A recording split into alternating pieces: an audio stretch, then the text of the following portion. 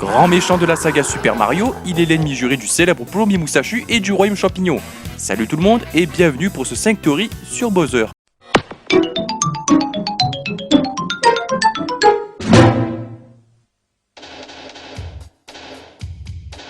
On commence avec du lourd car j'ai réfléchi assez longtemps sur une théorie qui parle des origines de Bowser Jr. Oui, des origines de Bowser Jr. Et là je sais que vous allez me dire, quel est le rapport avec Bowser, mais écoutez la suite et vous allez comprendre. Effectivement, depuis la sortie de Super Mario Sunshine, tout le monde pense que Peach est la mère de Bowser Jr. Mais Shigeru Miyamoto a confirmé que Peach n'était pas sa mère. D'après ma théorie, Bowser aurait créé son fils grâce à sa magie. Et j'imagine la chose. Premièrement, dans Super Mario Sunshine, nous faisons la rencontre de Bowser Jr. qui dit que Peach est sa mère. Tous les joueurs auront remarqué l'air intrigué de Peach et iront jusqu'à dire qu'elle sait que c'est son fils. Mais si en fait elle était plutôt sous le choc de savoir que Bowser lui-même avait un enfant et qu'elle n'était même pas au courant. Et si à la fin du jeu, Bowser disait la vérité quand il avoue à Junior que Peach n'est pas sa mère. Et là vous me direz, alors pourquoi si tel est le cas, Bowser a l'air triste quand il lui répond qu'il sait que Peach n'est pas sa mère? Eh bien imaginons, Bowser réussit à se créer un fils grâce à sa magie, il lui donne un prénom, mais c'est que le problème, Junior n'a pas de mère.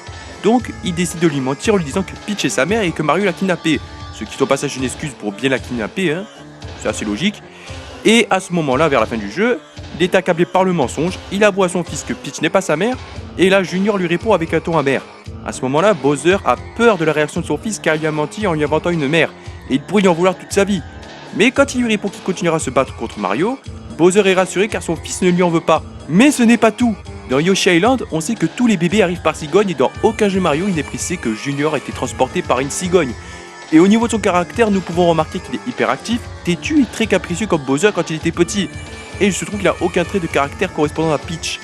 Et là, encore une fois, vous me direz, quand est-ce que tu parles du fait qu'il a créé son fils grâce à sa magie? Eh bien justement, j'y viens. Dans le niveau final de Super Mario Sunshine, Bowser est énorme comparé à son fils et Peach. Et dans la cinématique de fin, il retrouve sa taille normale. Dans Mario Galaxy 1 et 2, il utilise aussi de la magie pour créer ses propres galaxies et devenir énorme. Dans Mario 64, il parvient à enfermer les Toads et la princesse dans les murs du château. Donc s'il parvient à faire tout ça, il peut aussi créer la vie. Et il ne faut pas oublier que Bowser est amoureux de Peach et il sait très bien que Peach n'a aucun sentiment pour lui et qu'il ne pourra pas avoir un enfant avec elle. Donc pour effacer sa tristesse, il crée grâce à sa magie un fils à qui il inventera une mère et il lui fera croire que sa mère a été kidnappée par un certain Mario. Accrochez-vous bien parce que j'ai beaucoup réfléchi pour cette théorie, car il y a certains trucs qui ne sont pas logiques. Pour commencer, pourquoi Bowser était toujours vivant alors qu'il est censé être mort dans le premier Super Mario Bros? Eh bien, voici ce que j'en ai déduit. Lorsque la hache fait s'écrouler le pont où se trouve Bowser, il tombe dans la lave et il meurt. Depuis que Bowser est mort, le royaume champignon connaît une ère de paix et de joie. Mais hélas, il est de retour à la grande surprise de Mario et de la princesse qui le croyait mort.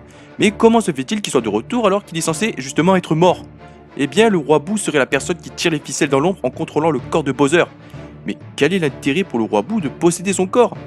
Eh bien, imaginons. Le roi Boo a envie de s'emparer du royaume champignon pour que lui et ses sbires puissent le recréer à leur image. Mais Bowser l'en empêche car lui aussi veut le royaume. Nous pouvons penser que le fait que Mario ait tué Bowser dans Super Mario Bros serait une bénédiction pour lui, car sans Bowser il pourrait envahir le royaume car après tout c'est un roi et il lui faut un royaume. Mais le seul problème c'est que les Boos sont connus pour être très timides quand on les regarde. Et le seul moyen pour vaincre cette timidité serait de posséder un corps pour ne plus l'être. Et quel corps serait assez puissant pour envahir un royaume et se débarrasser de Mario? Eh bien oui, celui de Bowser. Une fois que celui-ci contrôle son corps, il kidnappe la princesse pour ne pas se faire démasquer et faire croire à Mario et à la princesse que le roi des Koopas est toujours vivant pour l'attirer, le vaincre une bonne fois pour toutes et ainsi tenter d'envahir le royaume en envoyant des sbires qui seront des Koopas et des Goombas qui seront les sbires de base. Mais avez-vous déjà remarqué que Bowser peut commander les Boos alors que ces derniers ont déjà un roi qui peut leur donner des ordres? Eh bien oui, Bowser serait en réalité le roi Boo qui contrôle son corps afin de donner des ordres aux sbires du défunt roi des Koopas. Ce qui peut réellement le prouver, c'est dans Luigi's Mansion, car Luigi doit chercher son frère qui a disparu dans un manoir et qui a été créé et dirigé par le roi Boo lui-même. À une certaine partie du jeu, Luigi trouve des affaires appartenant à Mario et il peut les donner à une voyante qui voit le futur. Et à un certain moment, elle voit Bowser et dit ceci: je croyais que Mario avait vaincu Bowser, le roi Boo l'aurait-il ramené à la vie? Et à la fin du jeu, le roi Boo dit: tu m'as tellement causé de soucis à une certaine époque. Et il a la capacité de contrôler le corps de Bowser pour affronter Luigi.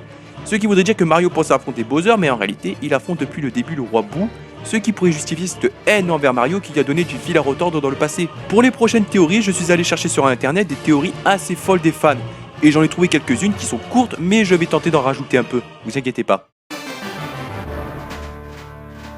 Pour certains, ça peut paraître assez bête, mais selon cette théorie, Bowser ne serait pas un vrai Koopa, mais un hybride génétique entre un Yoshi et un Koopa. En effet, les Yoshi et les Koopas ont vécu sur la même île, et il est possible que les deux espèces partagent un ancêtre commun. Et c'est là que Bowser et son espèce entrent en jeu. Voilà ce qu'en pense le fan. Bowser n'a aucune des caractéristiques d'un vrai Koopa. Ses griffes sont épaisses mais effilées en pointe acérée. C'est peut-être parce qu'il les a limées pour paraître plus féroce, mais il reste que ce ne sont pas les mêmes griffes courtes et épaisses communes aux Koopas. Il a un museau plat et émoussé au lieu d'un bec qui, avec ses dents acérées, indique qu'il n'est probablement pas un herbivore, mais en fait, l'absence de dents plates grinçantes semblerait indiquer qu'il pourrait très bien être un carnivore obligé. Ce qui est également confirmé par Inside Story lorsqu'il affirme que manger des légumes lui donne mal au ventre. Mais ce qui reste le plus troublant, c'est que Bowser crache du feu, il a une carapace avec des pointes et il est anormalement trop grand pour être un Koopa basique. Donc, est-ce que Bowser serait finalement autre chose qu'un Koopa? À vous de le décider. D'après cette théorie, Bowser deviendrait de plus en plus grand au fur et à mesure des jeux. Si on regarde bien par ordre chronologique les jeux Mario, la taille de Bowser ne cesse de croître tout au long de sa vie. C'est pourquoi il est juste un peu plus grand que Mario dans le jeu original, mais à grande échelle une fois que vous atteignez Super Mario Galaxy 2. Quiconque a joué à ces jeux a sans aucun doute remarqué que le roi des Koopas est passé d'à peu près égal avec Mario dans Super Mario Bros à vraiment massif dans des jeux comme Sunshine et Galaxy, avec des variations infinies entre les deux. Ou bien, est-ce qu'avec toute la magie qu'il utilise pour devenir énorme, il ne serait finalement pas victime d'un effet secondaire qui le ferait grandir au fur et à mesure toute sa vie? Est-il possible que Mario soit en fait un méchant et que nous pensons qu'il est un héros parce que nous jouons au jeu à travers sa perspective? D'après cette dernière théorie, Bowser n'est en fait qu'un roi diplomatique essayant d'organiser un mariage entre Bowser Jr. et la princesse Peach, ce qui est assez courant parmi les redevances des différentes nations. Bowser essaie juste de créer des alliances, mais Mario est un dissident qui essaie de rompre le mariage. Alors pour ma part, je vous le dis, je ne suis pas vraiment fan de cette théorie parce que pour commencer, c'est totalement dégueulasse parce que Bowser Jr. est encore qu'un enfant.